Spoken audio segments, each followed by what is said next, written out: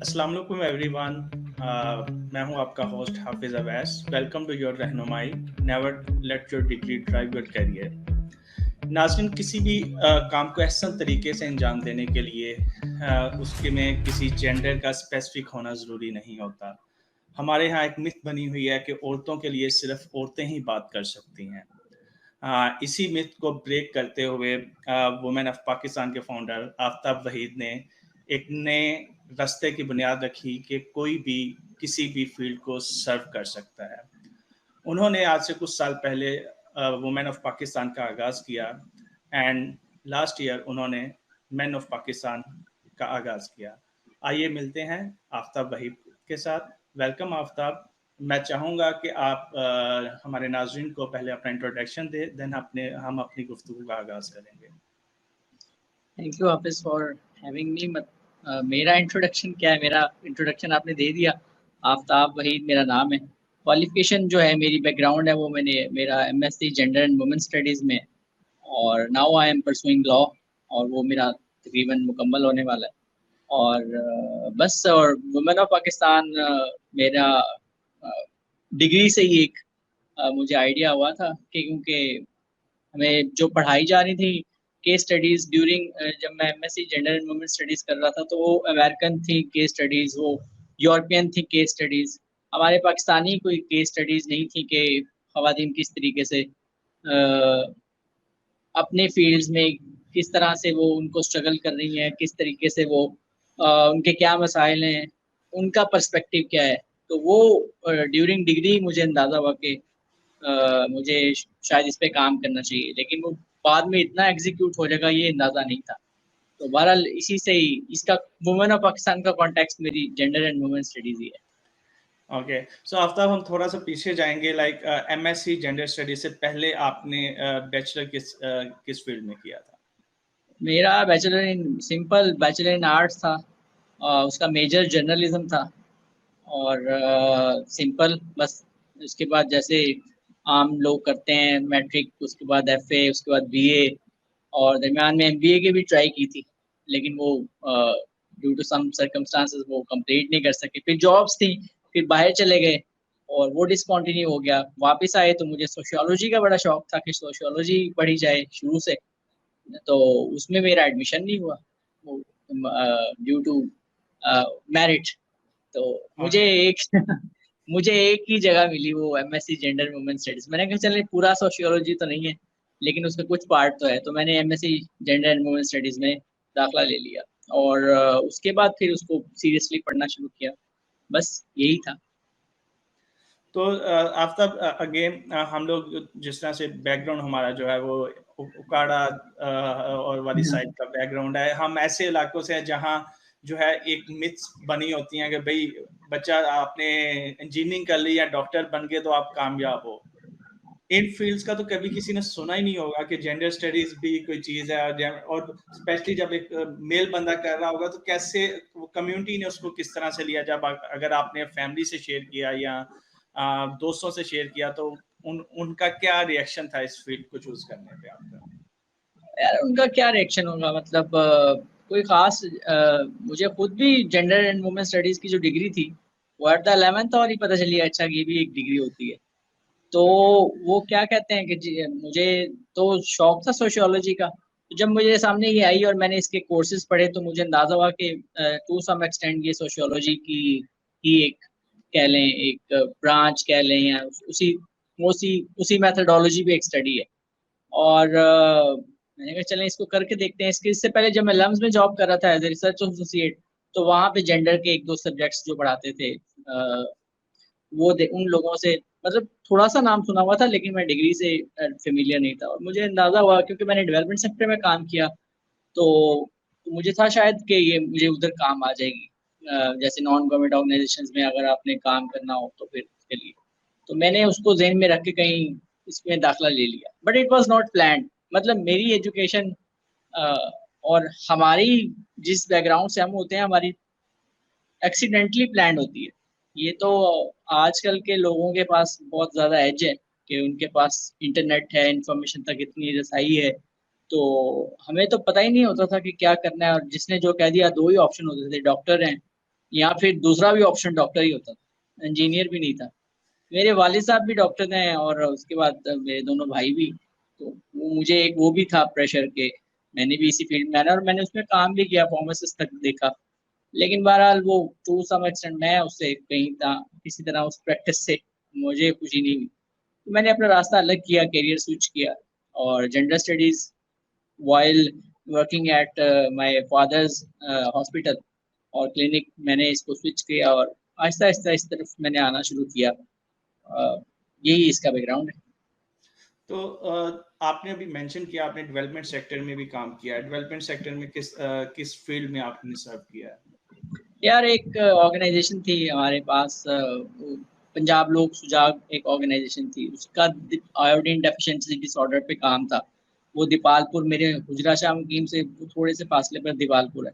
तो वहाँ मेरा हुआ उनके साथ इंटरेक्शन, उनके साथ मैंने काम किया, एज ए प्रोजेक्ट ऑफिसर काम किया। उसके बाद उनका एक पंजाब लोक बोली मेला होता था, उसमें चला गया क्योंकि मुझे काम करने का शौक था, फील्ड में मुख्तलिफ लोगों से मिलने का शौक था, इंटरेक्शन करने का शौक था। तो मुझे मेरी वो चीज़ें वहाँ पे एक्सरसाइज होती थी, तो मैंने कहा चलें ये ज़्यादा अच्छा है, इसमें डाइवर्सिटी है, इसमें घूमना फिरना है, इसमें इंटरेक्शन है।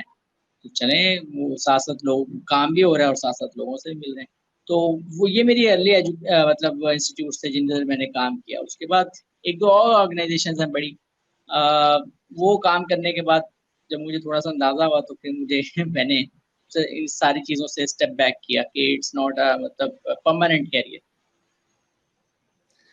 सही हो गया। आफ्ताब भाई, हम अगेन बार बार मैं बैकग्राउंड की तरफ जाता हूँ कि हमारा कल्चर, हमारा बैकग्राउंड ऐसा है, हमारे से मुराद हम दोनों एक ही जगह से बिलोंग करते हैं, हाँ जी बिल्कुल। जहाँ जहाँ जो है एक ये बहुत लाइक मुश्किल होता है कि आप ऑपोजिट जेंडर से इवन इंटरेक्ट भी करें।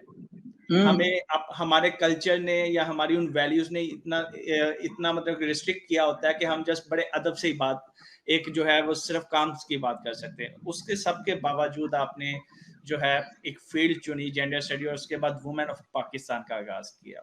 क्या मोटिवेशन थी वुमेन ऑफ पाकिस्तान के पीछे? क्योंकि आपको 4 साल हो गए, हमने देखा है कि आपने किस तरह से स्ट्रगल किया इस चीज में। मोटिवेशन क्या थी इसको स्टार्ट करने में, बावजूद इसके कि ये बैरियर थे हमारे कल्चर हमारे पास?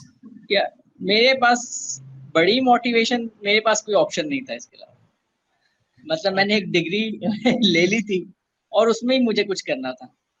तो जाहिर है अगर मैंने कुछ काम शुरू किया तो मेरी कोशिश है कि उसको बहुत अच्छे तरीके से करूं, उसकी उन चीजों को देखूं कि जिसमें मैं परफॉर्म कर सकता हूं।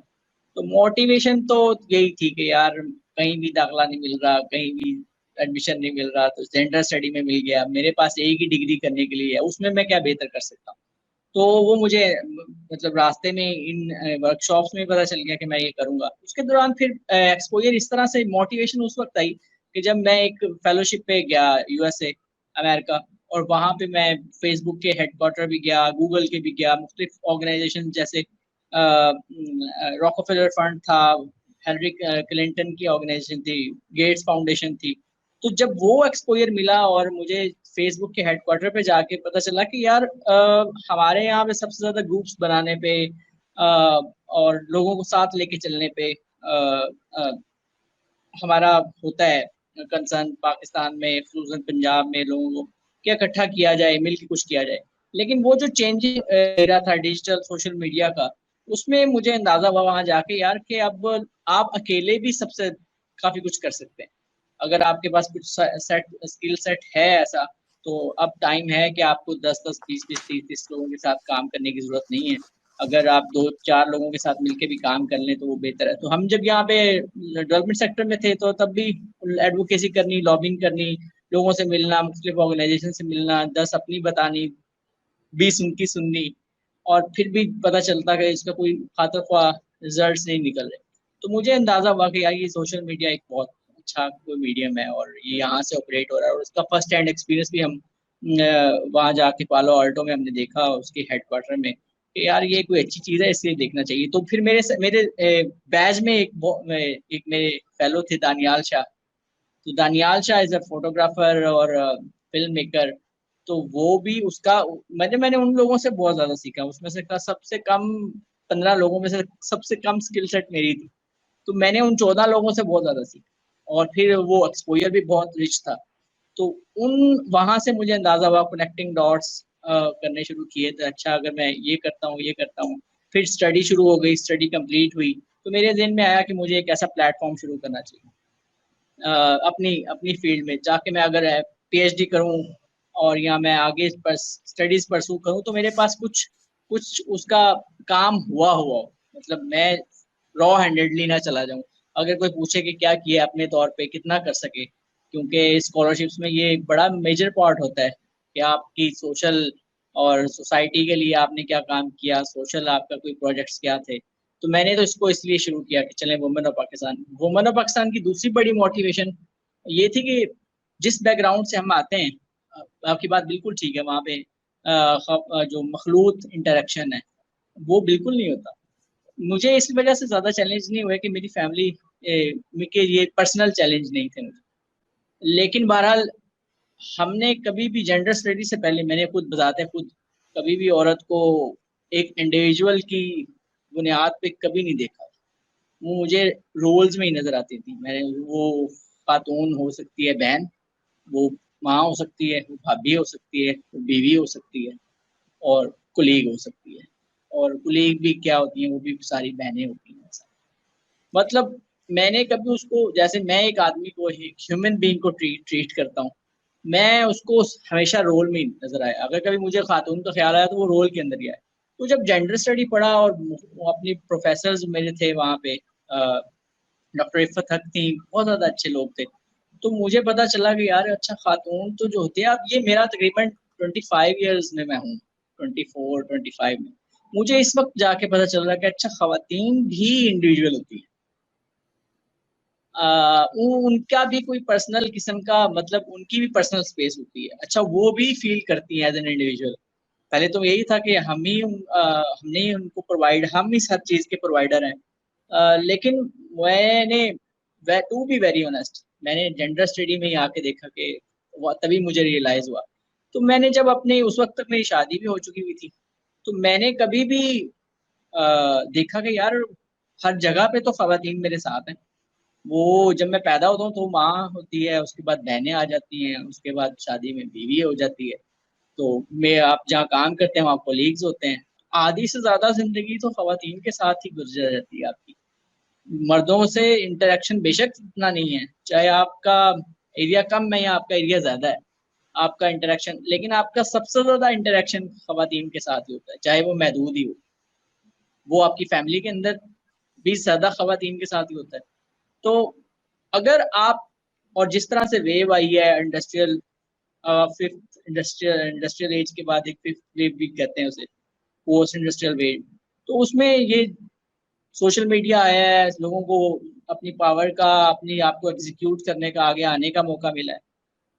तो अ, इस वक्त जाके फिर रियलाइज हुआ कि यार अगर वो इंडिविजुअल है, उनको समझ भी आ रही है, कहीं कहीं वो अपनी अपने बारे में बात भी करना शुरू हो गई हैं, कहीं कहीं गिले शिकवे भी ज्यादा हो गए हैं उनके कि हमारे, मतलब घूमने फिरने की जगह नहीं है हमारे पास, हम किधर जाएं, हर वक्त दोस्तों की तरफ तो नहीं जा सकते। फिर जब वालदा को देखते थे कि हमारे पास एक घर के साथ एक घर था, मेरी वालदा वहां जाके गार्डनिंग करती और वापस आती वहीं करती वॉक वगैरह। वो अब जाके पता चलता है कि उनके पास तो जगह ही नहीं थी, कहीं सेफ स्पेस ही नहीं थी कि वो जा सकती। फिर वो फैमिली थी, हालांकि हमारे फैमिली डॉक्टर्स पे मुश्तमिल है, तो वो आर्थराइटिस हो जाना, जोड़ों का दर्द शुरू हो जाना, इस तरह के मसाइल होना, तो जाहिर है आप एक घर में कमरे में रहते हैं, तो इस तरह आप तो होता ही है, आपके पास चलने फिरने की जगह नहीं है। तो मुझे ये लगा कि अगर मैंने अच्छी हैप्पी लाइफ गुजारनी है, तो मुझे अपने जो अपोजिट जेंडर है इसको अगर मैं नहीं समझ सका, और ये मैं बिल्कुल क्लीशे बात नहीं कर रहा, ये मेरा पर्सनल जर्नी था वुमेन ऑफ पाकिस्तान, उन खवातीन को समझने के लिए, उनके शू में पाँव रखने के लिए एज ए मैन, कि वो क्या फील करती हैं, उनके क्या गिले, उनके क्या शिकवे हैं। तो लेकिन उस वक्त एज भी बहुत हो चुकी थी। अगर ये चीज़ें पहले हमें पता चलती, शायद हम और लोग होते, हम हमारी हमारे हमारी अब ब्रॉट अप और होता। लेकिन वो ब्रॉट अप भी जाहिर है एक इंडिविजुअल का मसला नहीं है, वो पूरी सोसाइटी का मसला है। तो ये था यार, मतलब it's a more like a personal journey. Women of Pakistan. तो वो आगे एग्जीक्यूट इस तरह से हो गया कि वो बड़ी कोई अच्छी चीज बन गई बस। तो इसी अच्छी चीज की तरफ आगे बढ़ते हैं। आफ्ताब भाई, आपको एक अच्छा स्ट्रॉन्ग नॉलेज था आपकी फील्ड का कि जेंडर जो है वो किस तरह से, डेफिनेटली आपकी जेंडर स्टडीज थी, जर्नलिज्म का टच आपके पास था, तो देन आपने कैमरा उठा लिया, जिसका शायद आपको उस वक्त नॉलेज ही नहीं था कि कैमरा यूज कैसे करना है।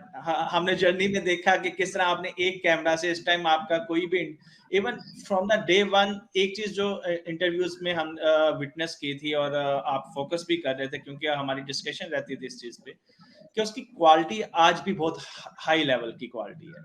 आप लाइटिंग जिस तरह से फोकस कर रहे हैं, तो वो जर्नी जो एक कैमरा से स्टार्ट हुई और 3 कैमरास के एंगल पे गई, और फिर वो मल्टीपल लाइट्स और बैकग्राउंड्स को कवर करना, वो ये सारी, इसमें सारी क्या स्ट्रगल थी, किस तरह से आपने इस प्रोसेस को लर्न किया, कैसे शुरू किया और कैसे पहुंचे यहाँ तक? ये अगर जर्नी मुझे आप शेयर करेंगे तो बड़ी इम्पैक्टफुल होगी लोगों के लिए। ये कैमरा मैंने मर्जी से नहीं उठाया था, ये मेरे गले पड़ गया था। मुझे ये ऐसे था कि मुझे इसको चलाए बगैर गुजारा नहीं था, क्योंकि उसका, लेकिन मुझे फिल्म्स देखने का बहुत शौक था। मुझे वो था कि एक अच्छी चीज क्या होती है, लेकिन कभी भी अंदाजा नहीं था कि मैं कभी कैमरा उठा के उसे खुद भी रिकॉर्ड करूंगा कभी। अच्छा, फिर लाइटिंग, क्योंकि मैंने मूवीज अच्छी देखी हुई थी, तो मुझे अंदाजा था कि यार अगर कुछ की, बस यही था शौक शुरू से कि कुछ भी करें उसमें कम से कम बेहतर करें, जितना कर सकते हैं अपने रिसोर्सेज के अंदर रह के। तो मेरा हुआ ये कि जब मैंने ये शुरू किया तो मुझे ना कैमरे का पता था, ना साउंड का पता था, ये कैसे होगा ये भी नहीं पता था। मुझे सिर्फ ये पता था कि मैंने सवाल जवाब करने। मेरे दो दोस्त थे, एक डॉक्यूमेंट्री फिल्म मेकर थे, अब वो यूएसए में ही होते हैं, तो उसके प्रोड्यूसर भी थे वो, मंग द बिलीवर्स के एमी अवार्ड विनर भी थे वो। उसके बाद मेरी एक दोस्त थी खातून, वो भी खातून थी, तो हीरा उनका नाम था। तो हीरा को कैमरा चलाना आता था, और वो हमने एक इंटरव्यू करना था इस्लामाबाद में, एडोपिया स्कूल की वो खातून थी जवेरिया सेठी। तो वो, मैं उनके साथ गया कि मैंने इंटरव्यू करना है, आप आए। उन्होंने कहा चलें चलते हैं। वो कैमरा वाली खातून मेरे साथ चली गई, वहां से हमने उनको लिया और उसके बाद हम वहां चले गए। उन्होंने फ्रेम सेट सेट किए, साउंड सेट किया, सब कुछ, इंटरव्यू हो गया, मुझे बड़ा अच्छा लगा। लेकिन उन लोगों ने मेरा बेंचमार्क इतना हाई कर दिया कि मैंने कहा कि अगर ये मैं बाद में बताता हूँ। वो इंटरव्यू रिकॉर्ड हो गया, वो बहुत अच्छा हुआ, हमने ड्रोन शॉट्स लिए। जो उन्होंने मेरा बेंचमार्क रख दिया वो मेरे जहन में था, मुझे भी पसंद था कि इतना ही क्वालिटी वर्क होना चाहिए। तो उसके बाद वो पता चला कि वो खुद अमेरिका जा रहे हैं, वो अमेरिका चले गए। उसके बाद हीरा की शादी हो गई, वो उधर चली गई। दूसरा मैंने इंटरव्यू स्केड्यूल कर लिया था, डिफ्लेक्स की खातून वो थी सीईओ, मुसर्रत मिसबा। उसमें वो बड़ा मुश्किल से हीरा आई और वो रिकॉर्ड करके चली गई। उसके बाद हीरा नहीं आई कभी, और ना मुशर्रफ आया। तो अब आगे मैंने कमिटमेंट्स कर ली हुई थी, तो वो फिर मैंने कहा यार अब मैं क्या करूं। और ये लोग भी मूडी होते हैं, कैमरा मैन जो वीडियोग्राफर्स होते हैं, लाइटिंग, इनकी अपनी दुनिया है। तो मैंने एक दो लोगों को एंगेज करने की कोशिश की, लेकिन एट द 11th और वो नहीं हो सका। फिर मैंने कहा यार अब मुझे ही सीखना पड़ेगा, तो फिर मैंने सीखना शुरू किया। तो सीखते सीखते और भी बहुत से लोग, उन्होंने बहुत हेल्प की उस सारे प्रोसेस में। मेरे एक दोस्त हैं जो मेरे साथ टीम मेंबर भी हैं, मतलब मेरे इंटरव्यूज में रिकॉर्ड करते हैं, आतिफ खुर्शीद उनका नाम। वो लोग और इस तरह के दर्जनों लोग मिलते गए। फिर हमारे पास रिसोर्सेज पहले नहीं थे, तो मैं ही दो दो इंटरव्यू, दो दो कैमरे में रिकॉर्ड कर लेता था। इतना स्किल हो गया था मेरा कि मैं दो कैमरे अकेला ऑपरेट भी कर लेता था, साथ इंटरव्यू भी कर लेता था, लाइटिंग भी कर लेता। वन मैन शो, गाड़ी में सामान रखना और वहां पहुंच जाना, वहां लाइटिंग करनी, उसके बाद दोनों कैमरे सेट करने, उसके बाद माइक लगाने, और उसके बाद बैठ जाना और दोनों कैमरा को भी करना, ऑपरेट करना, साथ साथ सवाल भी पूछने, इंटरव्यू भी रिकॉर्ड करना। 25-30 इंटरव्यू तो मैंने खुद ही इस तरह से किए। फिर आहिस्ता आहिस्ता लोग आते गए। तो बस यार ये अनप्लैंड जर्नी था, और बहरहाल ये कहीं ले आया। लेकिन एक चीज जो मैं मिस करता हूँ कि जैसे आपका प्लेटफॉर्म रहनुमाई है, तो मेरे पर्सनल जर्नी में और मुझ जैसे लाखों जो लोग हैं जो देहातों में हैं अब भी, उनके पास कोई रहनुमाई नहीं है। हमारे पास ऑप्शंस ही नहीं है। जैसे मुझे पता ही नहीं था कि जेंडर स्टडी होती है। मुझे पता ही नहीं था कि लम्स यूनिवर्सिटी में जब तक मेरी जॉब नहीं हुई, वहाँ मैंने लोगों को पढ़ते हुए देखा 18-18 घंटे। तो मेरे पास अच्छा वाला प्रिविलेज बैकग्राउंड होने के बावजूद मुझे करियर में सिर्फ एक ही ऑप्शन दी गई थी, वो डॉक्टर बनना था। अब वो मैं बहुत ही अच्छा पढ़ने वाला होता तो मैं बनता, तो मैं मीडियोकर बनना था। तो मैं मतलब उसके अलावा मेरे पास कोई रास्ता ही नहीं। I think career after definitely like आपने जो बात की कि मैं ये समझता हूँ कि कतरा कतरा बन के ना मिल के फिर समुंदर बनता है। एक चीज आपने शुरू की अवेयरनेस, डेफिनेटली अगर आप काम कर रहे हैं तो आपकी कम्युनिटी में भी वो लोग देख रहे हैं, उनको भी पता चला कि जेंडर भी कोई चीज है। ठीक है, हमने अगर रहनुमाई वाली चीज शुरू की तो लोगों को पता चला कि एजुकेशन की भी कोई इंपॉर्टेंस है, उसमें डाइवर्सिटी किस तरह। फॉर एग्जांपल अभी जो हम सीरीज कर रहे हैं उसका पर्पज ये है कि लोगों में अवेयरनेस आए कि भाई अपने फील्ड से हट के हम किस तरह से डाइवर्सिटी लेके आ सकते हैं। तो आपने जो सफर शुरू किया है डेफिनेटली वो आपकी एक ओवरऑल सोसाइटी में तो चेंज लेके आएगा, लेकिन आपकी स्पेसिफिक कम्युनिटी को बहुत ज्यादा इंप्रूव करेगा, जहां से हम लोग उठ के आए हैं और कोई ना कोई एक इनिशिएटिव लेता है। तो आफ्टर भाई इस डेफिनेटली अब कैमरा हमने उठा लिया है, वीडियोस बनना शुरू हो गई हैं और नो डाउट उसमें बहुत सक्सेसफुल भी रहे हैं because of the quality of the content जो आप प्रोड्यूस कर रहे हैं, जो स्टोरीज प्रोड्यूस कर रहे हैं। आपका फोकस क्या था जब आपने लोगों को की सिलेक्शन शुरू की, पर उसके पीछे एक एम क्या था कि किन लोगों को कवर करना है, आपका मकसद क्या था उसको लेके? ये मेरा मकसद बड़ा सादा था, वो ये था कि और बड़ा वाज़ह था। हमारे घर में देखें, मर्दों के पास टू सम एक्सटेंट फिर भी कोई ना कोई प्लेटफॉर्म होता है। वैसे तो ना बहुत ज़्यादा प्लेटफॉर्म्स मर्दों के लिए है ना औरतों के लिए, औरतों के लिए तो बिल्कुल भी नहीं। तो जब मैंने स्टार्ट किया था अपने, क्योंकि वो जेंडर स्टडीज थी, तो मैंने वुमेन ऑफ पाकिस्तान के नाम से स्टार्ट किया। तो वुमेन में मैंने ज़ाहिर है वुमेन फीचर ही करनी थी। अगर मैंने कोई मखलूत किस्म का बनाया होता जिसमें मैन और वुमेन दोनों होती, तो फिर मैं उनके लिए भी यही क्राइटेरिया रखता।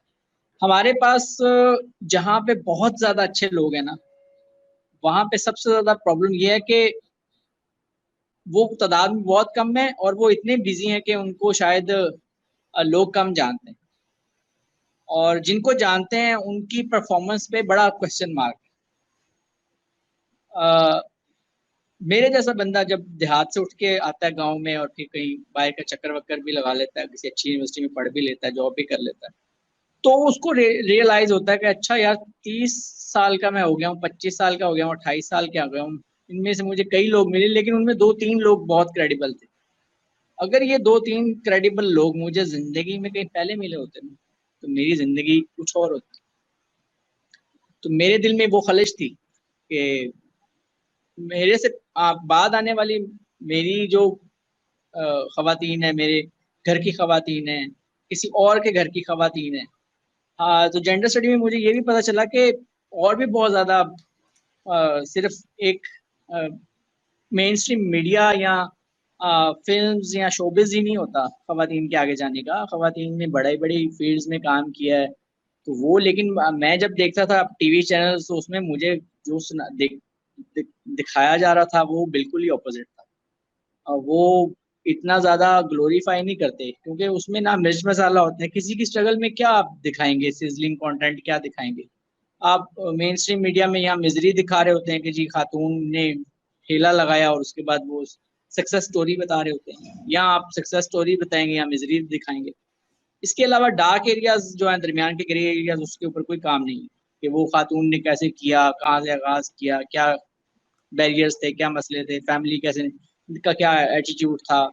तो मैंने ये जब सिलेक्शन शुरू की, तो मैंने ये बहुत ज्यादा, मतलब जिन जिन जो जो स्टोरीज मैंने की, उनको आप यकीन करें कि मैंने शायद 1-1 साल फॉलो किया।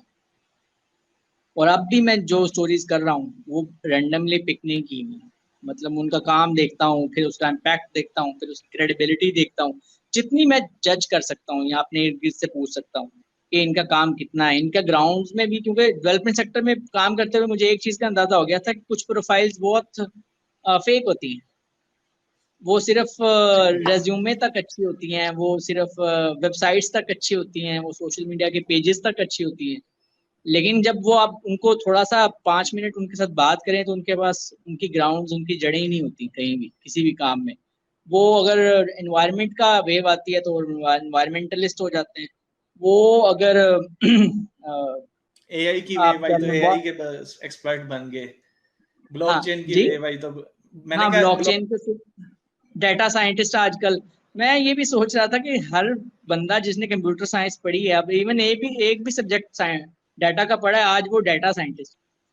तो यार अपनी फील्ड में क्रेडिबल लोग ढूंढना, उनकी स्टोरीज लेके आना, और ताकि मेरे पेज पे चाहे कम स्टोरीज हो, लेकिन उनको जो देखे, उनको उनसे रिलेट कर सके, उनको देख सके, उनका स्ट्रगल सुन सके, उनके काम को, मतलब मैं जब इंटरव्यू करता हूँ सिर्फ इंटरव्यूज नहीं करता, मैं उनको काम करते हुए भी दिखाता हूँ कि वो क्या कर रही हैं। अगर कोई कार मतलब खातून फर्नीचर बना रही है तो उसकी फर्नीचर वो कहाँ बना रही है, वो सिर्फ ख्वाबों में तो नहीं बना रही, वो उसके पास फैक्ट्री है, वो अगर आउटसोर्स कर रही है तो कैसे कर रही है। और इस तरह की अगर वो कोई खातून काम कर रही है किसी भी फील्ड में, तो उसका काम भी दिखाना है। अभी मैं एक खातून का इंटरव्यू करके आया था, तो वो प्रिंटिंग प्रेस चलाती है। शायद पाकिस्तान में एक ही खातून अभी तक मैंने देखी है जो पूरा प्रिंटिंग प्रेस खुद चलाती है कराची में। तो उसका काम देखा, फिर उनको काम करते हुए रिकॉर्ड किया, फिर उनका इंटरव्यू भी किया। तो मैं ये साथ साथ करता हूँ, तो मेरी कोशिश यही होती है कि जिनको मैं इंटरव्यू करूँ उनकी क्रेडिबिलिटी बहुत हो, उनके वो फेक ना हो, उनको कोई आइडियलाइज करे और बाद में पता चले कि यार ये तो मैंने टाइम जाया किया। हमारे पास साथ यूं होता है। अब राइज ऑफ पेंटोर्स आया हुआ है, हर बंदा मेंटोर है, हर बंदा कोर्स बेच रहा है, हर बंदा हर चीज कर रहा है, लेकिन आप देखें कि उनमें बहुत कम लोग हैं जो जिनके काम की क्रेडिबिलिटी है, जिन्होंने अपना खून पसीना एक करके उस फील्ड में नाम कमाया। और शायद उनके पास इतना टाइम भी नहीं होता कि वो अपने आप को इस तरह से मार्केट कर सकें या दिखा सकें, और उनको इतना कंसर्न भी नहीं होता क्योंकि वो अपना काम में बहुत खुश होते हैं। तो मेरा काम यही था कि मैं उन लोगों को ढूंढूं, उन खवातीन को, उनके इंटरव्यूज करूं, और उनकी वो चीजें जो मेन स्ट्रीम मीडिया डिस्कोर्स में नहीं की जाती डिस्कस, उन पे खसूसन तौर पे डिस्कस करूं। मतलब जैसे मैंने एक क्वेश्चन किसी खातून से किया, how do you express love and sympathy. तो अब मुझे बताएं कि मेन स्ट्रीम मीडिया डिस्कोर्स में कौन किसी से इस तरह पूछेगा कि यार अच्छा खातून हो कि आप किस तरह आप लव या सिंपैथी जो है उसको एक्सप्रेस करती हैं। तो मुझे इस तरह के सवाल और इस तरह के सवालों के जवाब मिले भी, और लोगों ने सुने भी, और मुझे पर्सनल इनबॉक्स में भी बताते हैं कि ये बड़ा अच्छा कंटेंट था। तो वो एक आम आदमी जिस कंटेंट से रिलेट कर सके, उसकी क्रेडिबिलिटी भी हो साथ साथ, और एक पता चले कि ये यार ये हमारी तरह ही सोचता है। अभी मैंने इंटरव्यू किया था, मेरा इंटरव्यू 2014 में सारा जमान थी, वॉइस ऑफ अमेरिका की, वॉशिंगटन में उन्होंने मेरा इंटरव्यू किया था। तो अब पिछले दिनों में मैंने उनका इंटरव्यू किया है, तो वो पाकिस्तान आई हुई थी। तो वो मतलब एक जर्नी था, और शायद वो इंटरव्यू भी एक वजह थी इस जर्नी की। तो अब मैंने उनकी 1.5 घंटे की रिकॉर्डिंग की, मतलब, और उनके वो डाइवर्स एक्सपीरियंस और कई बातें ऐसी थी कि जिसमें यार मतलब वो वर्थ लिसनिंग थी, वो वर्थ शेयरिंग थी, मर्दों के लिए भी औरतों के लिए भी। और अब मैं आपको एक और अच्छी चीज बताऊं, जब मैं एनालिटिक्स देखता हूँ ना अपने पेजेस के, तो खवातीन का ज्यादा इंटरव्यूज जो सुनने वाले हैं वो मर्द हैं, वो मर्द देख रहे हैं। और मतलब ये भी नहीं कि टीनेजर हैं, वो मेच्योर लोग हैं, और वो देख रहे हैं, एजुकेट भी करते हैं। तो मेरी एक कोशिश यही थी कि जो भी स्टोरी करूं, वो अब मैन ऑफ पाकिस्तान में मैंने शुरू किया है, तो मैंने उसमें भी क्रेडिबल लोगों का ही किया है इंटरव्यू। और मैंने कोई फेक प्रोफाइल नहीं की, शुक्र है। और मैं ऐसी कभी करूंगा भी नहीं, क्योंकि मैं कुछ ऐसी लेगेसी पीछे नहीं छोड़ना चाहता कि कोई कहे कि वहां पे देखा था इंटरव्यू इसका और वहां से ही फंस गए थे। तो मैं ऐसा नहीं करूंगा, बस मेरी कोशिश यही है। बाकी अल्लाह ताला मेहरबानी करे। अमेजिंग आफ्ताब भाई। सो आफ्ताब भाई, एक एक जो गांव का बच्चा जब उठ के शहर में आता है और वो ऐसे लोगों को इंटरव्यू कर रहा है कि डेफिनेटली वही बात है ना कि आपके जितने भी इंटरव्यूज हैं वो बहुत एक डिफरेंट क्लास के हैं। जो हमारी ओरिजिनल क्लास, हम अपनी अपने आप को अगर देखें तो, और जिनको हम इंटरव्यू करते हैं या जिनके साथ हम काम करते हैं, वो एक डिफरेंट क्लास हाँ, थी। जब आपने वुमेन के साथ ये सारा शुरू किया, तो किस तरह से आफ्ताब को एज ए पर्सन किस तरह से वेलकम किया गया इस कम्युनिटी में? कैसे जो है उसको उन्होंने काइंड ऑफ अडॉप्ट किया?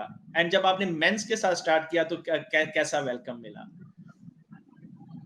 या मैंने अगर जेंडर स्टडी ना पढ़ी होती और फिर वुमेन ऑफ पाकिस्तान शुरू किया होता तो शायद ये बंद हो जाता। मुझे वो वो जो एक टूल्स हैं, वो जो एक एथिक्स हैं, वो शायद ना होते।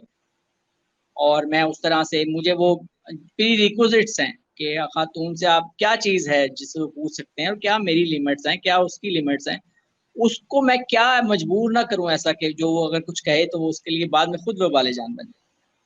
तो ये मैंने अपनी स्टडी में ही सीखा कि मेरे टीचर्स बहुत अच्छे थे, उन्होंने बहुत बताया। फिर इंटरेक्शन था, खवातीन के साथ इंटरेक्शन था, मर्दों के साथ भी था, मतलब कोई ऐसा घर से भी कोई प्रॉब्लम नहीं थी, कजन्स के, मेरा पर्सनल फैमिली में कोई बैरियर नहीं था ऐसा। लेकिन बहरहाल इस लेवल पे, मतलब मैसिव लेवल पे आप मुख्तलिफ खवातीन, और वो भी इतनी हाई प्रोफाइल खवातीन जैसे जहान आरा हैं, जैसे सदफ आबद हैं, इन खवातीन को मतलब आप एक बात इधर से उधर नहीं कर सकते आप इनसे। तो वो इतनी प्रोफेशनल है। उनका इंटरव्यू करना वो मेरे लिए तो ऐसे ही था जैसे मेरे लिए बहुत लर्निंग, मैंने बहुत कुछ सीखा उससे। मैं अब इवन मैं प्लानिंग भी करूँ कि मैं एक ब्लॉग शुरू करूंगा जिसमें मैं लिखूंगा कि वुमेन आई हैव इंटरव्यूड, उनसे मैंने क्या सीखा। तो कुछ मतलब यार, मुझे हर खातून ने अगर कोई इंटरव्यू दिया तो वो मुझे अ, मैंने अगर 20 बातें पूछी हैं तो वो शायद 20 में से 19 मुझे बता के ही गई है, मुझे एजुकेट करके गई पर्सनल लेवल। तो वो साथ साथ रिफाइन होता रहा। दूसरा जो एक एथिक्स और तमीज और प्री रिक्विजिट्स थे, वो उनको मैंने कभी उस पर कॉम्प्रोमाइज नहीं किया। मतलब मैंने उनको कभी ये जेस्चर नहीं दिया। और मैंने इवन इंटरव्यू का जो फॉर्मेट था वो मैंने बहुत बहुत देर लगा के उसको डिसाइड किया। मैंने खवातीन के साथ इंटरव्यू बैठ के भी किया जब मैं फॉर्मेट डिसाइड कर रहा था। मैंने मतलब जो माइक, जो non fiction non journalist interview होते हैं, वो माइक हाथ में पकड़ा होता है और फिर दूसरे से पूछ रहे होते हैं, वो भी करके देखा। सारे फॉर्मेट्स डिसाइड करने के बाद मैंने ये डिसाइड किया कि मैं इंटरव्यू में मैं खुद नहीं हूँ, मैं सिर्फ इंटरव्यू कंडक्ट करूंगा, मैं उसमें अपना चेहरा नहीं दिखाऊंगा। उसके बहुत ज्यादा फायदे हुए मुझे। उसका फायदा ये हुआ कि खवातीन ने कंफर्टेबल क्योंकि इससे पहले इस तरह का कोई प्लेटफॉर्म था नहीं जहाँ पे खवातीन के इंटरव्यू हो रहे थे इस तरह से। तो उसमें उनको एक कंफर्टेबल मतलब फील होता है। कई खवातीन के प्रॉब्लम्स होते हैं, कल्चरल बैरियर्स हैं, कि आप देखें। और एक दूसरी बात ये भी मैं शर्मिंदा होता हूँ कि यार वो तो इतनी स्किलफुल खवातीन है, कोई कहाँ की सीईओ है, कोई क्या कर रही है, कोई क्या की पोस्ट पोजीशन पे है, कोई डिसीजन मेकर है, कोई पॉलिसी मेकिंग में, तो उसका तो इंटरव्यू बनता है। मैंने अपना चेहरा क्यों दिखाना है? मैं तो कुछ भी नहीं हूँ। मेरी सिर्फ यही क्वालिफिकेशन है कि मैं इसका इंटरव्यू कर रहा हूँ। इसके अलावा तो मेरे पास कोई स्किल नहीं है, मेरे पास कोई अचीवमेंट नहीं। मैं उनके उनके फेम और उसके सोशल सर्कल के ऊपर मैं अपना कुछ बिल्ड नहीं करना चाह रहा था। दूसरा इसका ये था मकसद कि वो कंफर्टेबल रहें। उनके साथ आप जब अगर कोई खातून के साथ आप बैठते हैं मर्द, तो कई खवातीन के मसले होते हैं, वो नहीं कंफर्टेबल होती। मतलब वो एक कंट्रोल्ड डिस्कशन हो जाती है। फिर दूसरी तीसरी बात ये थी कि उसमें शायद जब मैं आता तो मुझे मेरी ये पेरेंट्स की फिक्र पड़ जाती कि मैं कैसा लग रहा हूँ, मैं सही बैठा हूँ, मैंने सही पूछा था, तो मेरा कंटेंट ना कॉम्प्रोमाइज हो जाता। तो इस तरह की काफी सारी वजूहत थी जो मैंने फॉर्मेट डिसाइड किया। तो वो यही था कि उसमें मैं नहीं हूँ, और अब तक नहीं हूँ, कभी भी नहीं हूँ, आगे भी। अब जाके हमने शायद प्लान किया कि हम एक पॉडकास्ट करें उन खवातीन के साथ कि जिनके मैं इंटरव्यूज कर चुका हूँ। और फिर क्रेडिबिलिटी भी बिल्ड हो गई है खवातीन को। कई कई इंटरव्यूज लेने के लिए मैंने 1.5 साल भी वेट किया है, फॉलो अप किया है। मुझे अभी 2 साल पहले हो गए हैं खातून के पीछे मैं लगा हुआ था कि मैं इंटरव्यू करना चाह रहा हूँ। वो क्योंकि आपको खवातीन इसलिए भी घबराती हैं। और जो आम जर्नलिज्म में एक है कि आपकी स्लिप ऑफ टंग हो जाती है कोई बात करते करते।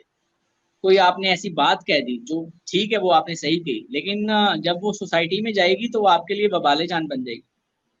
तो उसके वो उस प्रॉब्लम को उनके लिए फेस करना एक आवाज आ रही होती है।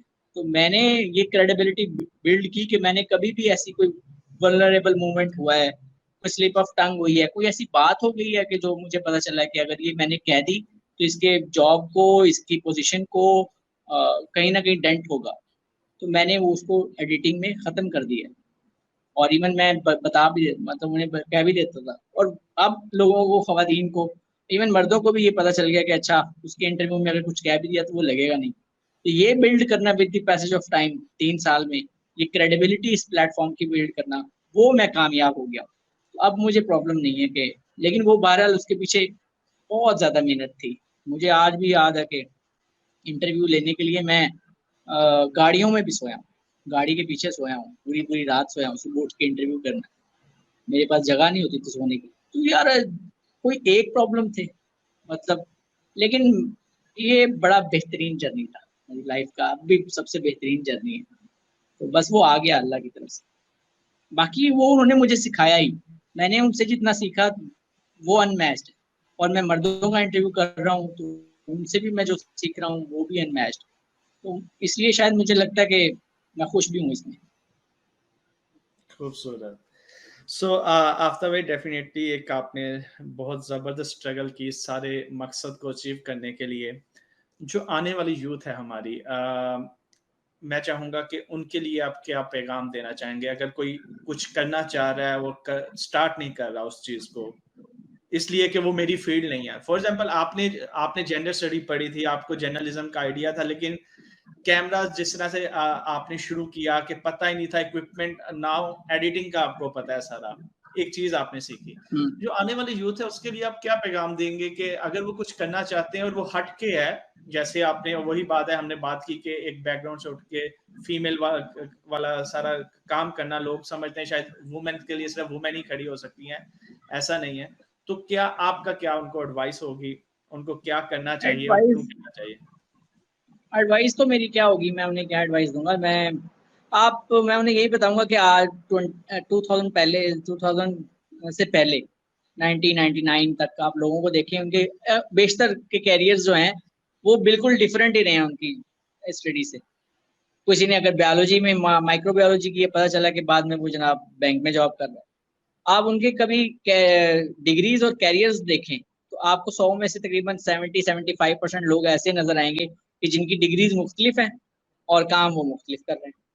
तो ये हमारा अलमिया भी है, और ये एक नॉर्मल न्यू नॉर्मल नहीं, ओल्ड नॉर्मल है कि ये होता है।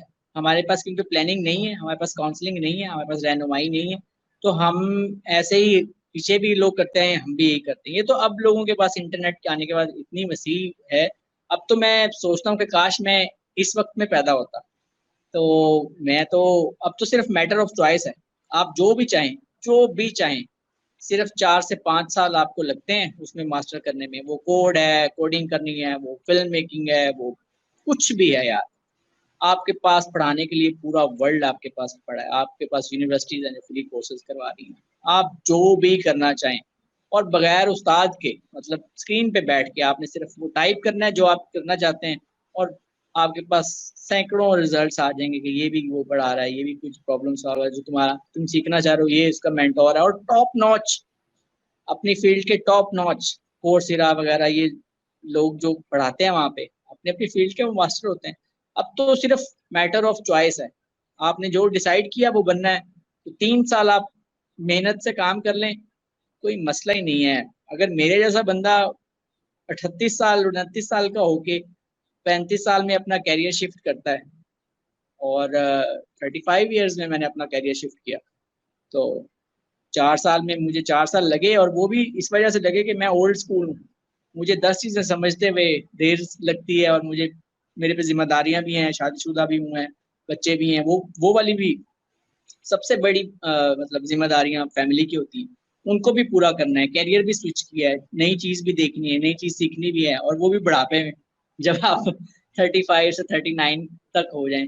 तो उन लोगों के पास तो मतलब टाइम ही टाइम है, और टाइम की कदर करें। आप वक्त की कदर करेंगे, वक्त आपको अपने हाथों में उठा लेगा।